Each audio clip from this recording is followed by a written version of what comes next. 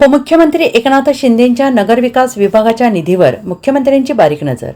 मोठा निधी वर्ग करण्याआधी फाईल मुख्यमंत्री फडणवीसांकडे जाणार.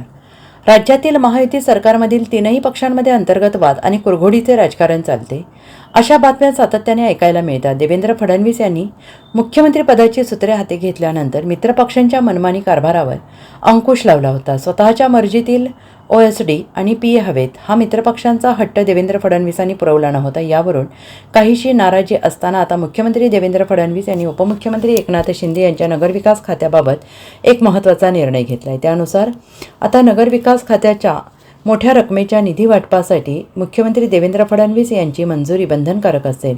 या माध्यमातून देवेंद्र फडणवीस यांनी एकनाथ शिंदे यांच्या निवडक पद्धतीने आणि सढळ हस्ते पैसे खर्च करण्याच्या सवयीला अंकुश लावल्याची चर्चा राजकीय वर्तुळात रंगलेली आहे. राज्यात येत्या काळात होऊ घातलेल्या स्थानिक स्वराज्य संस्थांच्या निवडणुका डोळ्यासमोर ठेवून मुख्यमंत्री देवेंद्र फडणवीस यांनी हा निर्णय घेतल्याची चर्चा आहे. स्थानिक स्वराज्य संस्थांच्या दृष्टीने नगरविकास आणि ग्रामविकास ही दोन खाती महत्त्वाची मानली जातात. यापैकी ग्रामविकास खाते भाजपकडे आहे, तर प्रचंड उलाढाल होणारे नगरविकास खाते हे एकनाथ शिंदे यांच्याकडे आहे.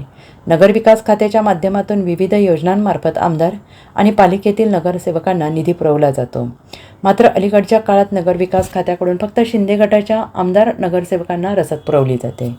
मित्रपक्षाच्या आमदारांना तितकासा निधी मिळत नाही, अशी कुजबूज महायुतीच्या गोटात होती.